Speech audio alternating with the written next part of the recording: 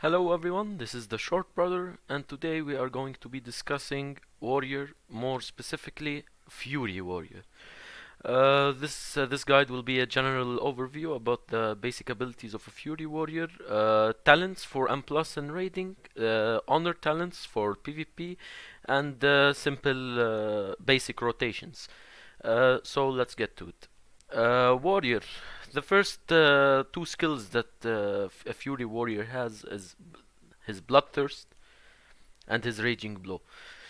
These two skills are basically his resource gathering abilities. His resource would be Rage, and your basic damage ability would be Rampage, which will cost you 75, 85, or 95 Rage, depending on the talent that you will choose. So basically, you also have your cooldown, Recklessness, which will increase your critical strike by 20%, and which will increase the gain of your rage by 100%. Meaning your thirst gives you 8 rage. When you have Recklessness on, it will give you 16 rage. Your Raging Blow gives you 12 rage. Recklessness on, it will give you 24 rage. And so on. You have also your Execute, which is basically why warriors are needed in raids, because when bosses usually enter the 20% phase, that is their burn phase. That is where you need to have the ultimate damage to kill them. And with warriors, they will have an extra DPS ability, which is Execute, that would help them top the meters, and that would help them burst the boss quite faster than other classes. To go to the talents. On the first row, we have War Machine, Endless Rage, and Fresh Meat. War Machine, basically, just ignore it. It's not that good of a talent, in my opinion, of course. People tend to go either with Endless Rage and Fresh Meat. Well, here it comes to your choice. Fresh meat makes your bloodlust have a 15% increased chance to trigger your enrage, and it will heal you for 20% more. Basically, bloodthirst heals you for 5% of your total life. If you take fresh meat, it will heal you for 6%, and you will have the ability to get enraged. Now, people might ask, what is getting enraged? Enrage is basically what a Fury Warrior should always be in, because becoming enraged increases your damage done by 28% and your haste by 25%. The damage done depends on your mastery. Depends on how much mastery you have. The higher the mastery, the higher your damage would be during your enrage phase. But enrage also increases your haste by 25%. Your haste is the number one stat priority for a Fury Warrior. Moreover, it increases your speed by 10%. Well, Bloodthirst already has like a 30% chance to trigger your enrage. Taking fresh meat will increase that by 15%. In my opinion, I usually take it because I think endless rage is just well, it's better end game when you have enough haste. That way your auto attacks will be striking faster. That way you will be gathering your rage more, and you will be enraging more often, and that way you will get that extra rage to stay enraged. But it all depends on the stats. I would recommend just entering raid bots and simming what ability, depending on your stats, what ability to take.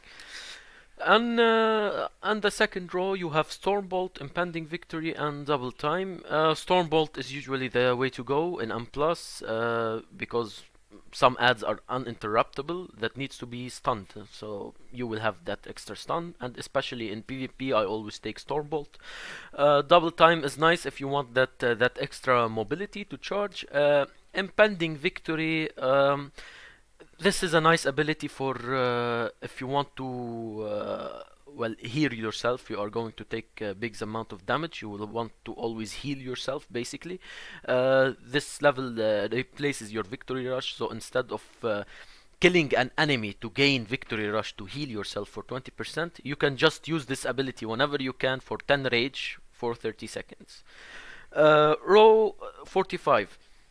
You have Inner Rage, Sudden Death, and Fury Slash. Personally, I always go with Sudden Death because your attacks, it's it's RNG based, but your attacks will have a chance to trigger your execute, meaning you will trigger one of your highest damaging abilities. So it will pay off. On row 60, Warpaint, Furious Charge, and Bounding Stride. Well, Furious Charge, it's nice in some cases. These are mostly situational talents. You can pick whichever of them you would like. For example, Furious Charge will, when you charge to an enemy, your next Bloodthirst will heal you for 250% extra. So that would help you with that extra heals for yourself. Bounding Stride, your heroic leap will have a cooldown of 30 seconds instead of 45 seconds and would increase your running speed by 70% instead of 3 seconds. I usually go by this ability because it's nice to have that extra mobility, and it's very good for PvP. Warpaint, this is good for raiding, for M+. It will help your healers a lot, because when you're enraged, you will take 10% reduced damage. And basically, your job as a Fury Warrior is to always be enraged 24/7. So that means you will have 10% damage reduction all the time. Row number 75, you have Carnage, Massacre, and Forthing Berserker. Here, Carnage reduces the cost of your rampage by 10, meaning it will cost 75, and increases its damage by 15%. Forthing Berserker, it increases the cost of your rampage by 10, meaning it will become 95, but your damage done will be increased by 10% and your haste by 5% for 6 seconds, meaning all your abilities will kind of be buffed up and we will get that extra haste. Massacre, instead of your execute being usable at 20%, it will be usable at 35%. This is usually beneficial in fights where the boss actually starts at a low percentage of life. For example, Talok, 60%, his phase 2 starts at exactly 35%, so that way you could use execute as much as possible, that way to optimize your damage. I personally go with Carnage. It is simming higher, and it will well, basically, because when you use Rampage has a 100% chance to trigger your enrage. That's how you get enraged. You should gather your rage, use Rampage, you get enraged. So by making the rage cost lessen, that way I am guaranteed to get enraged faster. That's why I use Carnage. Forthing Berserker is usable, and it's not a completely dead talent. You can use it, but again, it depends on your stats. So I recommend going to raid bots and simming what's best for you right now. And level 90, always go with Dragon Roar. Some people go for Bladestorm. Bladestorm is for Arms Warrior. Forget about it in Fury. Dragon Roar is very good. It is sustained AoE. It has a decent amount of AoE. It is also a snare. It is good for PvE, for PvE, and for every other situation. Especially in PvP, people who use Bladestorm, it's 1 minute cooldown. But Dragon Roar, 35 minutes cooldown. It has a decent amount of burst, and it will slow the enemy. So it has very nice utility. The last row is kind of situational. For example, Anger Management is used basically every time you spend 20 rage, your Recklessness, which is your main damaging cooldown, will decrease by 1 second, the cooldown of it. Basically, you can use this ability in M+ dungeons or so on when you know that you need that burst phase more and more. So meaning that you would want your Recklessness to be ready at basically every big pull, so you can use that. Reckless Abandon and Siege Breaker are more of raid talents. You can use Siege Breaker in M+, because basically I will explain how your Whirlwind works later, but basically you can apply it to 4 different enemy targets, and that way what Siege Breaker does, it deals damage and increases the damage the target takes from you by 15% for 10 seconds, and it has a 30-second cooldown. Reckless abandon increases the duration of your recklessness by 4 seconds, and you will instantly generate 100 rage when you use it. This is basically also a raid situational raid talent. It depends on your stats, of course, what is best, but usually Siege Breaker is the way to go in raids, and I personally use it in M+, but if I know that I am going to need more bursting phases, I would go with Anger Management. Now, let me explain about the how to go with AoE. Basically, Whirlwind, when you press your Whirlwind, it's an AoE ability, of course, and your next two abilities, two single target abilities, will cleave to three additional targets. So meaning, you have this target, my two abilities are cleaving. So that's how Whirlwind works. So if you're having a big pull, for example, all you gotta do is Whirlwind, Siege Breaker, Raging Blow, Whirlwind, Rampage, Bloodthirst, Whirlwind, Raging, whatever is on to build up your Rampage. That way, you always hit Whirlwind and then two single target abilities. That way, you will cleave all the targets. That is sustained AoE. That is why Fury is considered very good in AoE. It is not as good as Arms because Fury can only damage 4 targets at once. Arms has more bursty AoE types. Let's go for basically the simple rotation. So your charge is off the global cooldown. So when you use it, there's no global cooldown. You can use any other ability for it. You have. Let me explain the rotations, other cooldowns. You have rallying cry, which is a good raid buff for since when you use it, you increase your health and the health of your nearby friends by 15%. That would be nice in some situational phases. For example, Vectis's contagion in Uldir. You know that the raid is going to take wide damage. Just give them that extra boost of HP. Basically, how the rotation is going to go, you will charge. You will open Recklessness while in charge, just to save that global cooldown. You will hit Siege Breaker and Bloodthirst. If you, hopefully, you will trigger your Enrage through your first Bloodlust. If not, you will you will keep going with Raging Blow till you get the proper Rage for Rampage. When you get Rampage, you hit it and do the same thing again. You hit your Raging Blow, your Bloodthirst, and then Rampage again. Use your Dragon Roar after using your Rampage. Use the Dragon Roar, of course, and use Siege Breaker on cooldown. Let me show you how.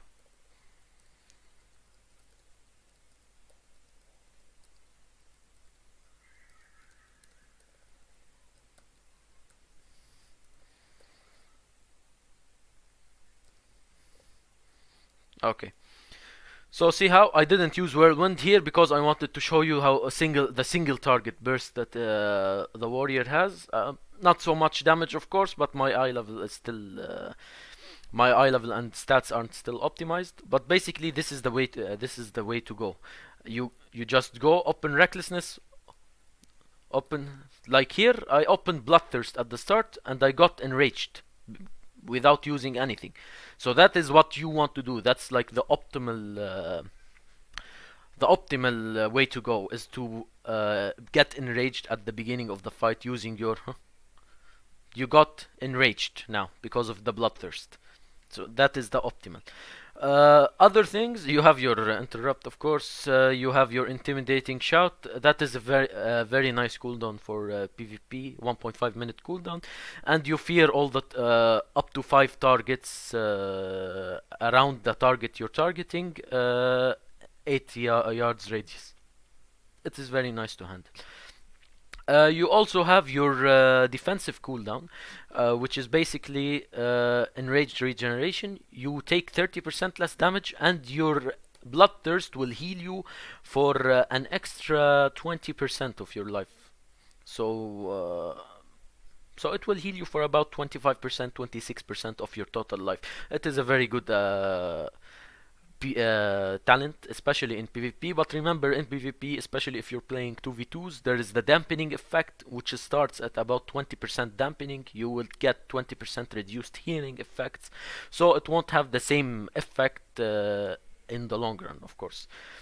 Let's talk fast about the honor talents for the PvP lovers. Thirst for battle. This is one of like the core traits that I go with. I never go without it because what it does is that your bloodthirst will clear all the snars on you and will increase your movement speed by 15%.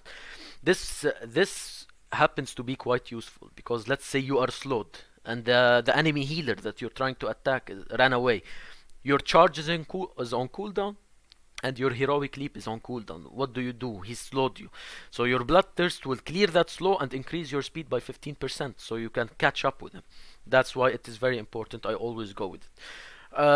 Here, disarm if you're playing against melee characters. For example, let's say a healer and another warrior, a healer and a paladin. Other melee characters who depend on physical attacks, you can just disarm them, waste their DPS completely. If you're facing, for example, a mage, a warlock, you use spell reflection. Many times have I killed a mage by using spell reflection. I just spell reflect his greater pyroblast and he goes kapoof. So, so you also, I want to give a note, something that I fell for in spell reflection. When you use spell reflection, you will have, for example, let's say the mage is casting Greater Pyro. The cast finished. Don't open it directly. First of all, the Greater Pyro is slow to reach you. Second of all, the mage has another instant ability cast that he will cast directly after Greater Pyro. So instead of reflecting the Greater Pyro, you will reflect the other instant cast.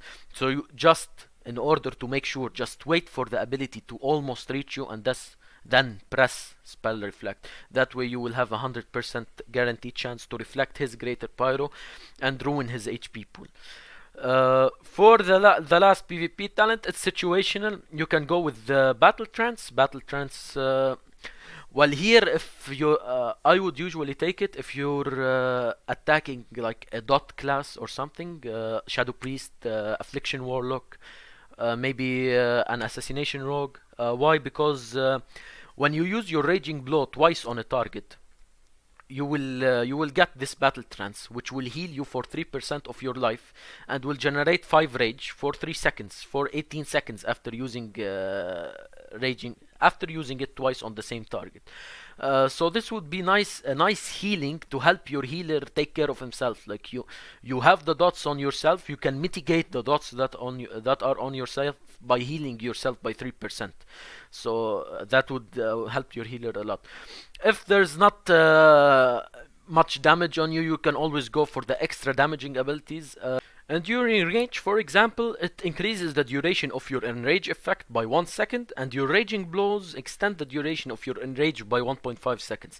This is a very powerful talent for PvP, especially if you're facing like a slow opponent, for example, a discipline priest, a shaman, someone that you know that you are going to sit on for more and more.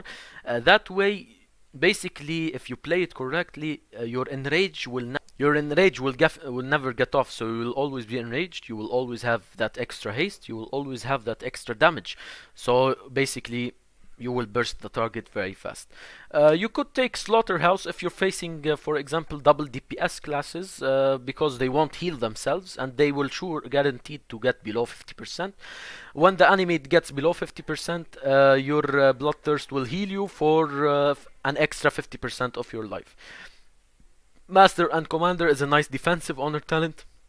It has its situational uses. For example, if you know that your healer is going to be attacked over and over again, this, instead of your Master and Commander spell, instead of your Rallying Cry spell to be 3 minutes cooldown, it will be only 1 minute cooldown, and it will increase the life by 30% instead of 15%.